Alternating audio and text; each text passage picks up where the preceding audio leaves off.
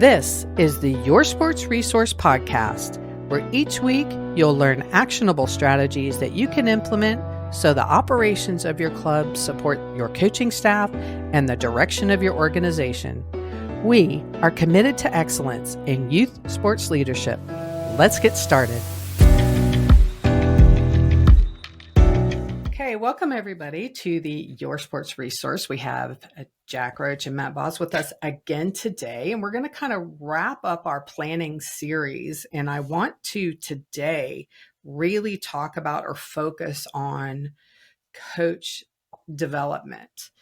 In my experience, now I haven't worked with as many clubs as Jack has, but in my experience, I find that coach development really is an afterthought. And they always relate it to budget. And that is because you're attending those outside opportunities for coach development. So there's a lot of areas where, you can go and, whether it's ASCA, USA Swimming, or ISCA even, to receive that professional development from, people who have tremendous amount of experience, so you can learn, or your peers, or that kind of a scenario. But what I'd like to focus on today is the area that I don't think enough coaches put in place, and that is the internal development, because a lot of clubs do have experiences in their coaches that they can pass along, or opportunities of knowledge sharing as they have experiences. And how I'm going to kick this off and then I'm going to hand it over. But I think, and how I can see this is a lot of times, teams are meeting weekly, coaches are meeting weekly, but they're spending every single week talking about administrative items. And, I feel like you don't need to talk about administrative stuff every week. There's email, there's making sure that you're organized to disseminate that information, and there's accountability. Like if you're having to talk about a meet 6 times in a row, to me, I feel you're either disorganized and disseminating the information, or you're not holding people accountable to getting information back. Okay, now that's a separate subject. But I feel like at least once a month, there should be an internal opportunity for training. And what do you guys, I'm going to toss it over to you guys. What do you feel like that looks like? That could be as simple as, we're in the age of a lot of information is easily accessible. So, that could even be once a month, like you said. This coach is going to research even this topic. They're going to come back, present their research to us. We can have a discussion, right? It doesn't even have to be the head coach always going down and saying, okay, we're going to work on this, or this. There's so many ways, and we discussed that, previously, as far as having the common language and stuff like that's one step of it. But maybe there's something that everybody's been talking about, and so I'm going to assign this coach this topic, and the next month it's going to be another coach, another topic. Come back and just have a discussion. There's so many ways you could do it, and it's simple now to find all that information. And we referred to, there's a lot of books out there, a lot of research. It's easy to start compiling that stuff and kind of see what's out there. Yeah. Jack, you have thoughts? I guess that you almost have to find yourself in that situation, and don't be afraid to think out of the box. Like if you look at, I do believe, I guess, based on the size of the staff matters, and based on if you have different locations, that really matters too. Yeah. But in every case that I've been in where I've been a part of a team, it's always been of size where we had to meet every week. And what are you trying to get out of that week? Are you trying to just logistically get it together? And what does that look like? Are you trying to address a club challenge? What does that look like? Are you trying to help develop the coaching staff so that they can grow and move in the direction they want to move in? What does that look like? And, I guess I could sit around and think about more options or more different situations, but that's unique to the club. But I do think it's up to the head coach to, back to the art of coaching again, to have a very open view and be very curious as to how they can best support the staff and really every stakeholder on the team. And what does Yeah. that look like? Like, it's very easy to sit down with your staff and go, one thing that everybody can do is call a coach, call a coach that you might respect and ask them questions, and then come back to the meeting and give that overview of the conversation you have to the other coaches. That's Absolutely. a great way to help coach development. But there are just so many ways. I mean, you've got ready-made PowerPoints of world-class coaches on the internet. Find those, go back and look at them, sit down with the staff and go through those with them. You might not even know what all of it means, but it opens up such great discussion. There's so many different ways to do what we're talking about. And if you really care, very few of them are bad ways. Yeah. I think that's key. And I think that's where planning comes down. Like, I think a lot of times these meetings are, they're wung. They're spur of the moment that, they think about them 5 minutes before they're getting ready to sit down. And I think if you could actually just plan out some training it's 12 training sessions. If you're doing it just once a month, it's 12 sessions. There's no reason why you can't plan it. And I think, like, just to even talk about, to relate to what you were saying, talk to another coach, or even pull things off the internet.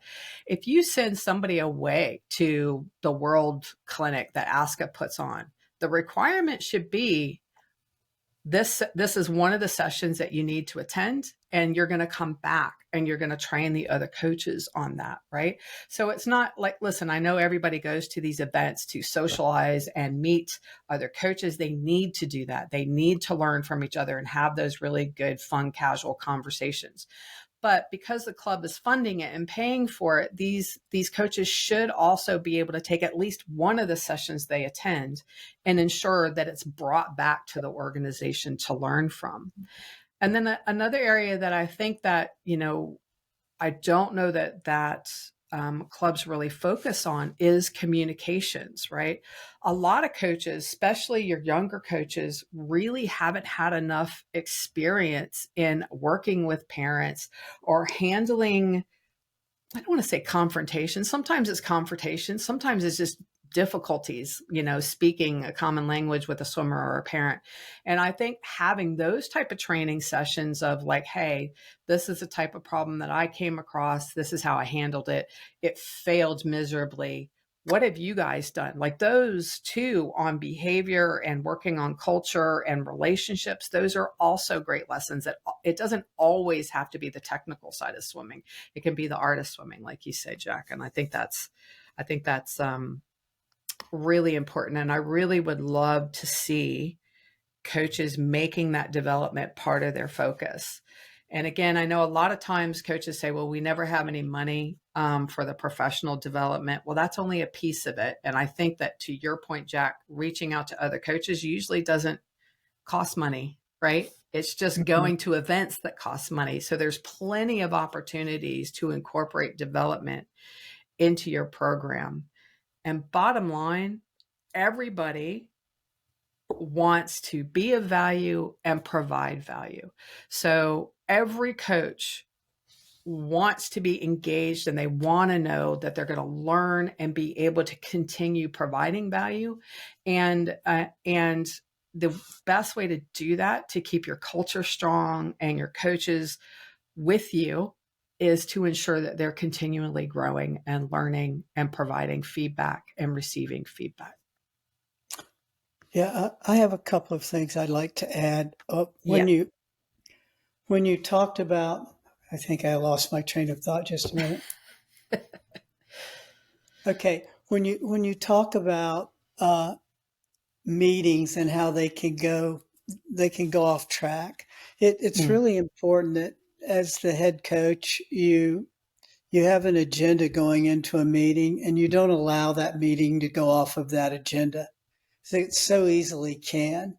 And you'll end up leaving frustrated and you won't accomplish what you tried to accomplish.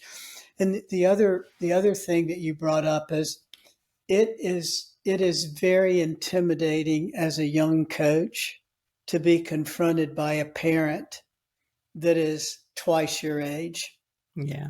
and really life experienced more than you. That's very intimidating. And I think it's very important for a head coach to let a lower level coach, I hate that term, sorry, a coach that's young and new to swimming, to let them know that it's okay to tell a parent, I was wrong. It's okay to tell a parent, I'm going to have to get back with you on this. I'm a little Yeah. confused I with don't know. I need to come back to you. I'm Yeah. confused with the conversation because, the thing about coaching is you will be exposed.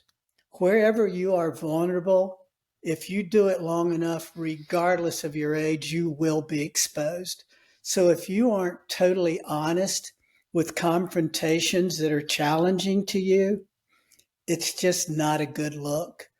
And it's okay to be Mm. wrong.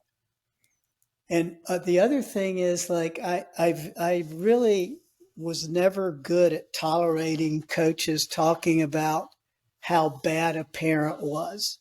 There were very few exceptions to me not knowing that the parent is 50% of the equation that you're working with, and you better treat it like that, or else Mm. that child's not going to reach their full potential anyway. And Yeah. the other part of that is normally the mother is driving the decisions made, not the father. And you better have a clear understanding of that because that's where the majority of your communication is going to go. Right. That's great. All right. Any other final thoughts or comments? Yeah, I think Jack, I think that was fantastic to hear too, because the the parents, they're looking at their kid, right, and just want the best for their child, right? Right. And as the coach, you just want the best for that kid as far as progressing them through. So you kind of have that same goal ultimately. It's just trying to figure out that common ground of like, okay, how do we work together to get ultimately the child to where they want to go? Because that's really what everybody wants to see. They just want to see the kids have fun, be successful, and it's not just working like right within the coaching staff. Like you've got to get the parents on board to be able to continue to push the kids through that way and continue that they're going to enjoy it, have fun, come in and want to work hard. And so it's a tricky equation, but I do 100% agree. As remember looking back when I'm younger, it's like it is intimidating. Like you're like, now as being older and being a parent, you kind of look at things through a different lens, and it's now good to go back and reflect as well, on what those situations may have been. It's And the just so quickest important. path to them learning. Go ahead. It's so Go ahead. important that you learn the learner. And the learner is both the athlete Mm. and the parent. Learn the learner Yep. and know how they make Yep. decisions. It's so important. Yep. Yeah. And I was just going to comment on that. And the quickest path for a coach who's not been through this type of experience before is to learn from other people on how they handled it or how they would handle it. Or, sometimes that's not always the best way either. So they may go, oh, okay, I'm not going to do that. But, Sure. whether it's a positive outcome or a negative outcome, it's always a learning experience if it's shared. And I just kind of wanted to make sure that we had that conversation, because professional development is also, it's not always technical. It's also, the other side of the business, which is your communication and your relationships. So, all right. Well, thank you guys very much. I wanted to end this with just saying again, if anybody has any questions and you'd like some information, please write us at info@yoursportsresource.com. Thanks, everyone.